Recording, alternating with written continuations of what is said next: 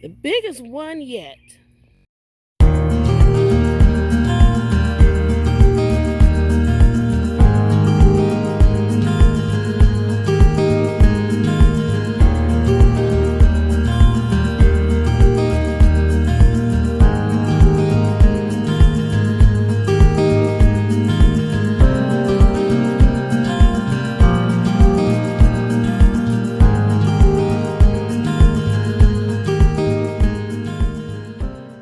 Hi, guys, and welcome to City Girls of Country Roots. Oh my God, it's been a long time since I've been on here with you all.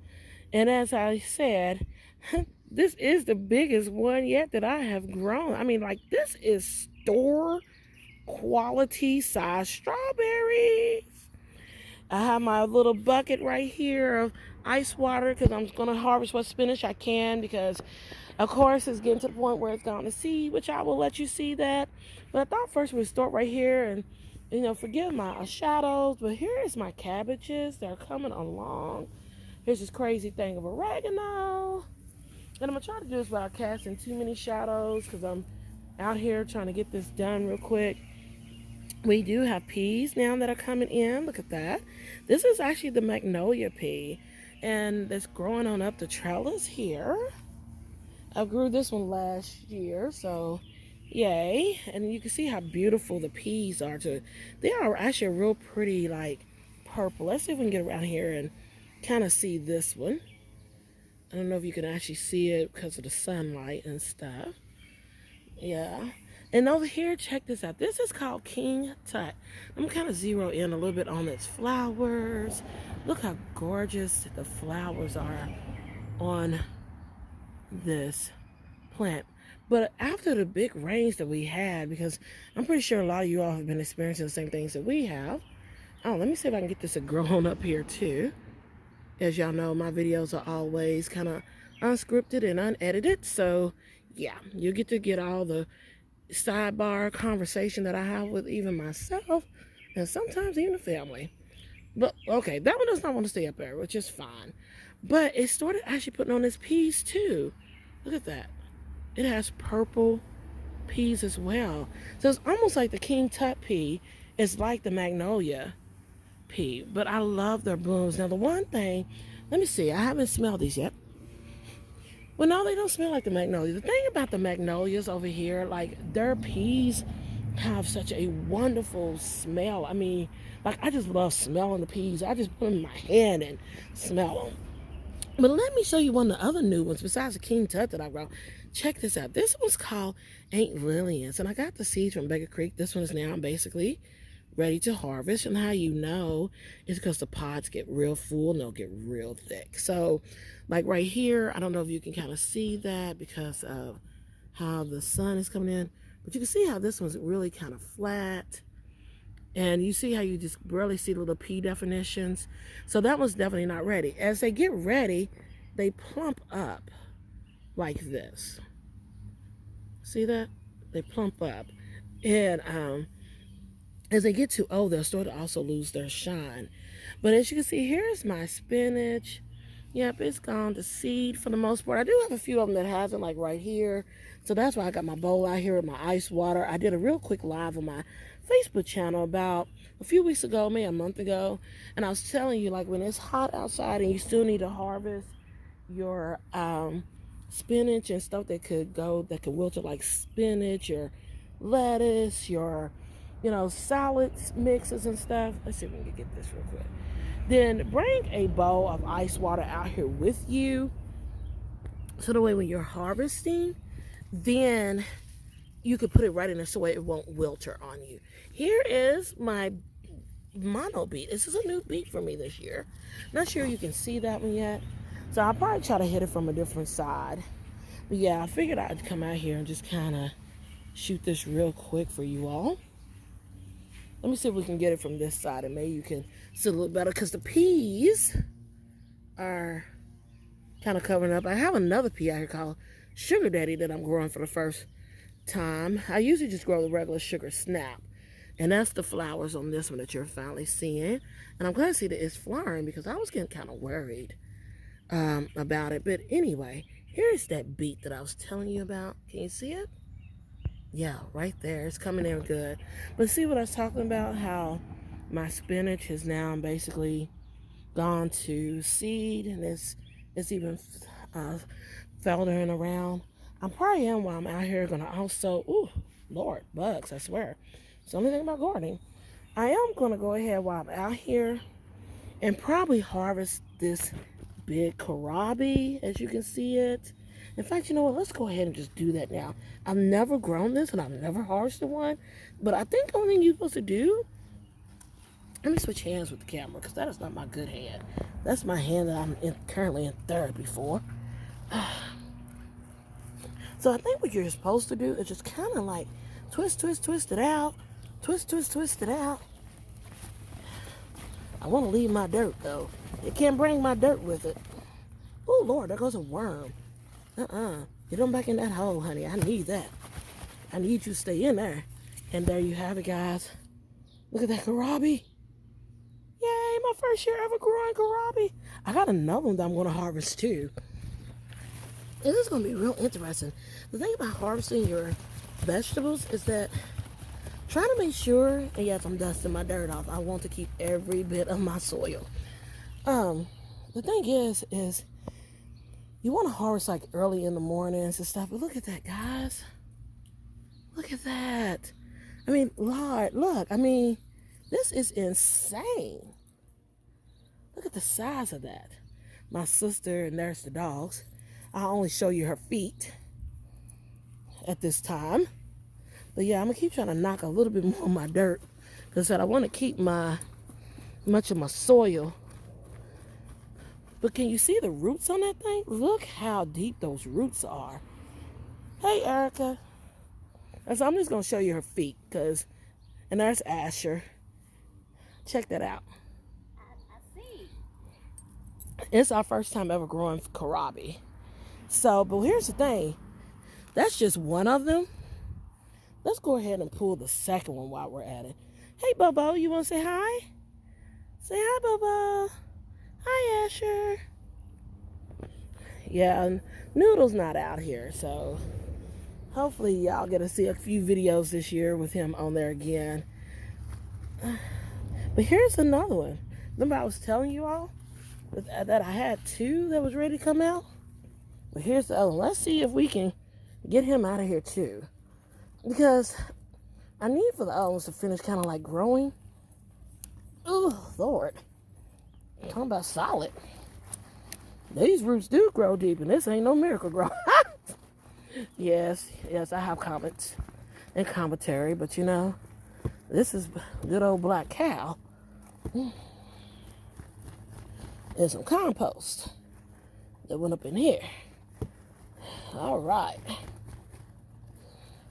So yeah, so once again, I'm just trying, because you see all that? I do not want to give up any of my soil. So I'm just going to keep shaking this right on off and leaving that soil right on in there. But one good thing I want to point out real quick again, a good thing is that when I pulled up the first one, I saw that worm. I was so happy to see the worm.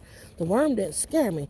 I'm thrilled because when you have worms living in your soil, and this is in a raised bed, so when you have it in there, that says your soil is healthy and that you have things in there living and working that need to be in there and live and work. But look at this one, guys. So this is number 2. And we'll pull these leaves on off of here, and we're going to put them in our composter over there. So yeah, check this out. Our first 2 kohlrabis. I'm proud. I've never eaten it, so I don't know. But here are some of our cabbages again. But here's some more kohlrabi. Like, just because we pulled those 2 out, I'm glad we did, because what's going to happen is it's going to make room for these other ones to finish growing. Oh, that one got a lot of dirt in it. Might get rained off again. But I mean, we have so many more. If you can see this bed and how they're growing. Yeah, we have so many more of them. So it's kind of a good thing. Now let's look over here. Here are my sweet potatoes. I had to go out and actually purchase some more sweet potato slips because I had ordered some sweet potato slips, and this is one of the ones I ordered. You see, but it has actually made a comeback with those two leaves. Um, and when they sent them to me, they sent them to me so early. And here in Kentucky, there's no way for us, unless you probably have a good heated greenhouse or something, to plant your sweet potatoes and stuff. So they sent them to me like in March. And I was doing my best to keep those things alive, but that's the only one that's halfway surviving. So I have to go out and just buy me some sweet potatoes. A lot of times when you order them from companies and stuff, they go according to your growing zone, but this time they didn't. They sent them. And so, yeah, that's going to be a good project for me for next year to learn. Right here, you can see I have green beans coming up. These should be my contenders. And they're starting to come up.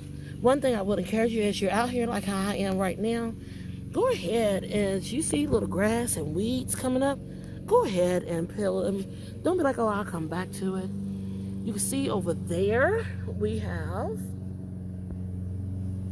a new one that's getting ready, that's breaking ground. And actually, that's a lima bean. I planted green beans and lima beans in here, a bush lima. As you can see, this monstrosity right here, that's all lemon balm, guys. Yes. And please forgive the lawnmower. Said I'm recording it from the home garden. So you have neighbors. But anyway, here is my golden beets. And I'm going to come through here probably between today and tomorrow. And I'm going to cut some of this mess. But here's the golden beets. They're starting to do really well. I think this one will be my next kohlrabi to come out of there. Or that one right there.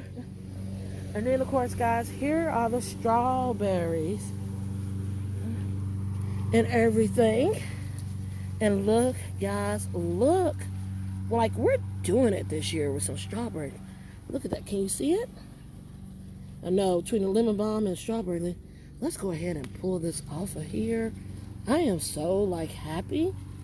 And I'm going to take you back over to what was my very first caption for this video, which I'm putting these in here, which is the biggest one I've ever grown.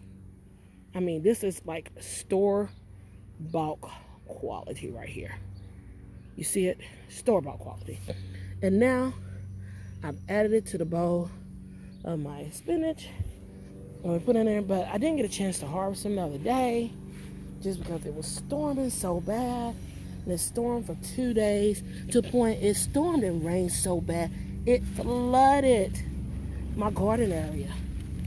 That's how bad it rained. Down in here, I intercropped some of my radishes in because at the time I didn't have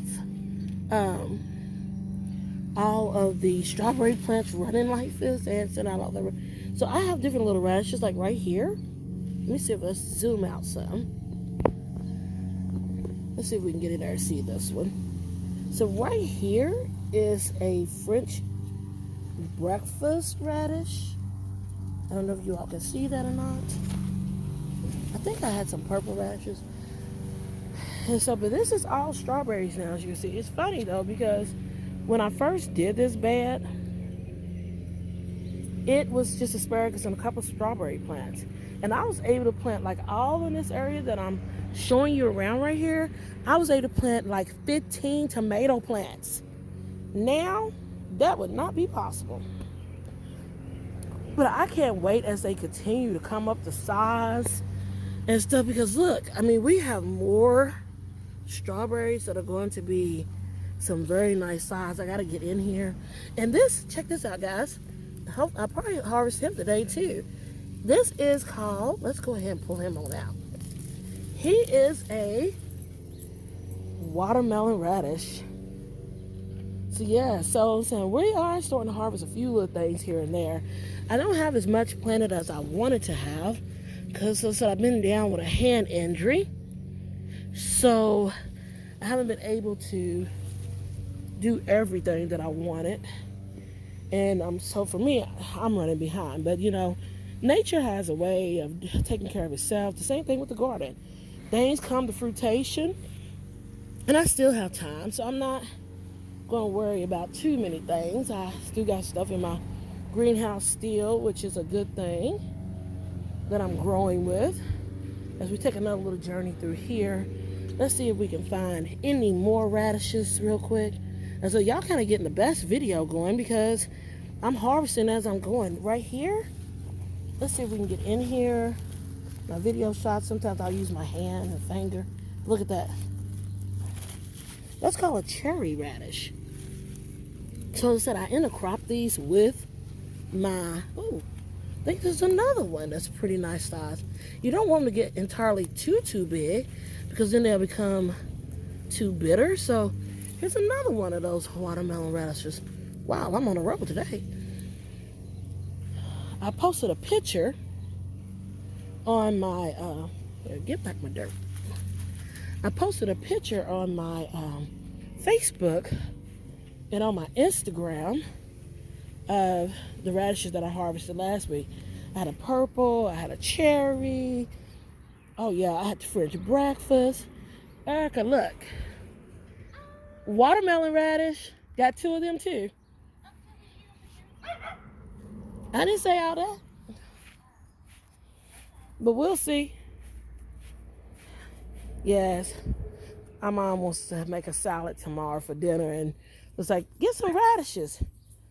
We might be harvesting something out of here, but I really wanted to kind of put those in with my vegetable box subscriptions as they're coming out and stuff. So we'll see. Here's more of that crazy lemon balm. And over here is, can you see that? Let me see. The leaves be getting off. Purple kohlrabi. So yeah, it's coming along. Maybe not at the speed that I would like for it to be, or I wish that it would be further along, but I said, unfortunately, when you're down with your hand, and let's say this weather's been so crazy. I mean, for the longest time it's been cold. Here's another beautiful strawberry that we're gonna get. So what I'm gonna do is put it back down here and try to hide it, because the same way I love strawberries, it's the same way the birds love them. And like that one right there, it's going to start turning. And honey, the birds will eat you out of strawberry at home. They love them. It's like they can sense when they get ready. The snails do. I mean, it becomes an all outright challenge to sometimes get your strawberries, because other God's creatures love to eat your food too. So you always have to account for whatever you're planting. Account usually for a little bit of ways. And see what I mean? Speaking of a snail, see him? That's who's out here chewing holes in my leaves. So let's just go and get him out of here. And they will do that. Snails, when you sometimes got holes in your leaves or your plants and stuff, or you'll see stuff that's kind of been bitten, eaten sometimes, it's snails. That's what it is, because they like to eat that. They love anything that's like dead and about ready to die. They can wreak havoc on your garden. That's why they have stuff out for them, like slug stuff and everything. But I want to take you all, of course, across to, because I'm currently in what we consider the large garden. And I said I'll be back to pick even more strawberries. I think these are now my June bearing ones.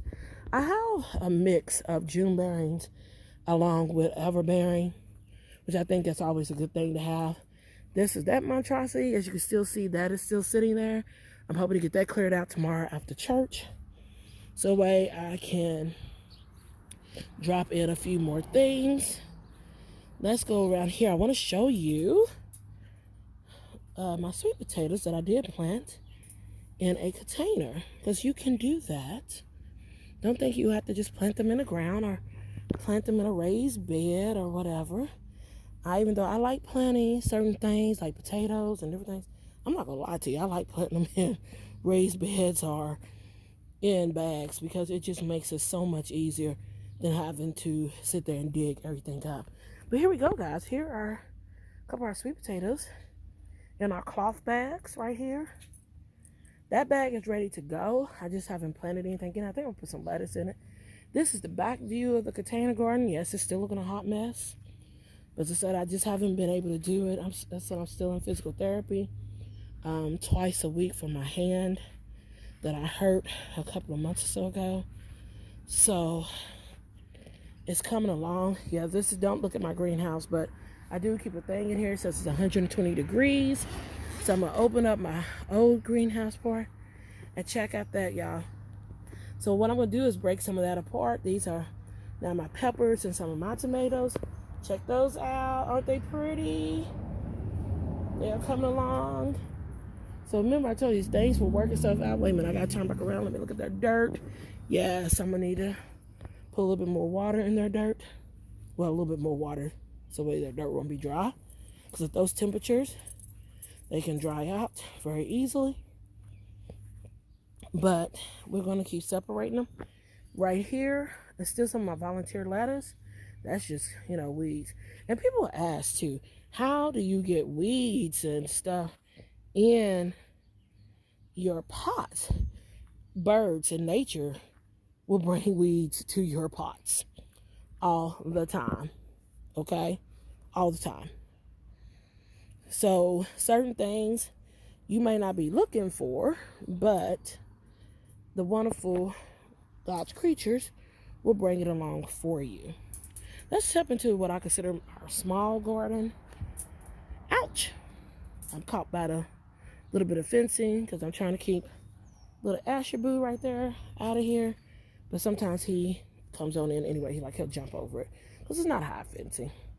Here are our carrots. As you can see, they're gone gangbusters up in here. And that's what I tell you. There's Asher. He came on in. But here also too is some of our celery. Check that out. There's my pink celery. It's coming along right now. I have all this over here.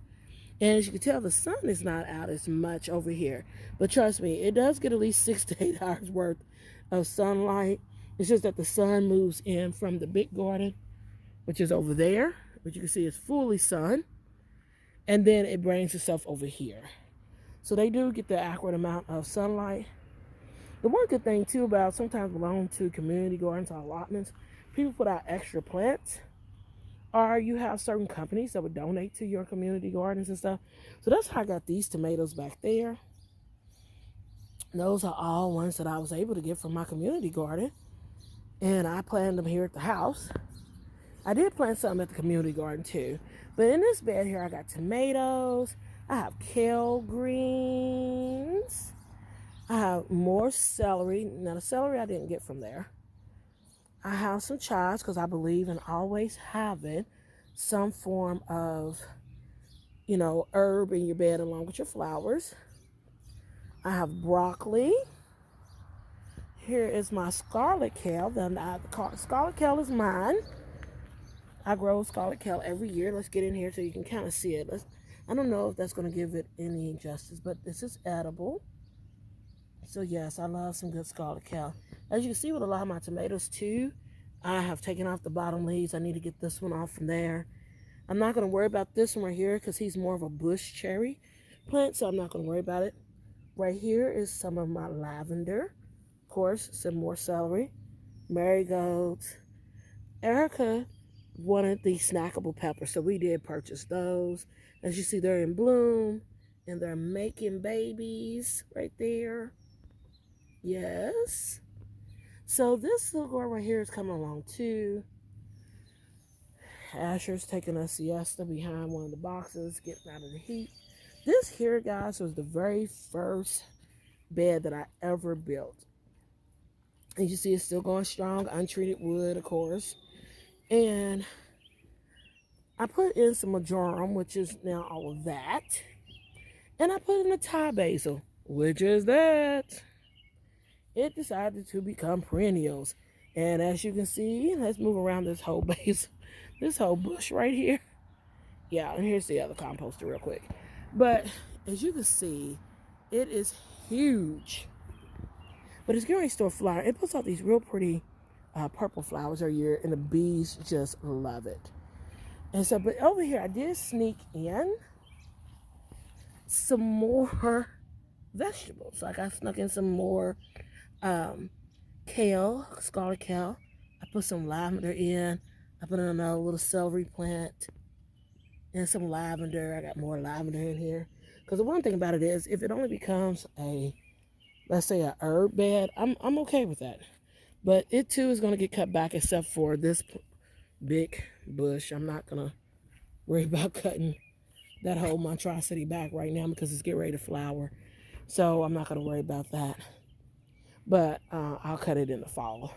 Majorum and stuff, yes, I will cut it back. Asher is in there having himself a sniffing good time. But I do encourage you, like, if you can, plant yourself some herbs in between some of your plants, definitely flowers. And the thing is, people call it companion planting, and that's basically what it is. But you'll be surprised at certain benefits and certain pests and stuff that don't like the smell of certain things. Like a lot of pests don't like the smell of lavender. They don't like the smell of oregano and different things like that. So it's always good to kind of intercrop the onions is another one that some of them don't like. So like right here on the edge, and so we had some bad storms, so it has just literally blown a lot of this stuff over. But here's some of my chives that is going on through here. Let me see if I can pull that up some so way they can get some light. And yes, I should have went through here and thinned these carrots, but I didn't. I just haven't. Probably won't. But here is kind of like what my carrots is going to start looking like. Yeah, I have chives. And it's always good sometimes, too, to put stuff like your chives. And, oh, I have some Tokyo turnips in here, too. So I intercropped a lot of different vegetables in with my other ones. So, like, in this bed alone, I have celery. I have some Tokyo turnips. I have chives. I have carrots. Look, I have an asher. I have flowers. Because the thing is, it helps sometimes to cut down on your pest pressure. It helps to sometimes fool some of the pests that would have been looking for certain things in your garden. And when they can't pick it up because maybe you got certain other scents blowing, then it helps to protect your other plants from their number one predator. And it's kind of like with this bed. I have peppers. I have celery again. There's, the broccoli. There's kale. There's collards. But yet there's marigolds and there's chives. There's tomatoes. There's a little bit of everything. Oh, there's even lavender in that one too. Because the lavender tends to be definitely one of those ones they don't like instead of oregano. And it's kind of like the same thing back over there. All those beds have something going on with them. Flowers, herbs, something that's also planted in there with them. But I hope that you learned something from this wonderful video and everything. And I look forward to seeing you on my next one. Please don't forget to like, subscribe. Make sure you hit that bell for notifications for when I do upload videos, and which I'm trying to get better with, being a little bit more constant with. But just make sure, to share my channel on your social media pages, as well as with your friends and family. And I'm hoping to bring you even more content. Hopefully tomorrow I'll get a chance to shoot that and show you how we're going to plant that up. Because I'll show you in another video what we're going to be planting out there as well. So yeah. Well, everybody have a wonderful day, and I look forward to seeing you soon. Thank you for joining me, City Girl with Country Roots. All right, guys. Bye.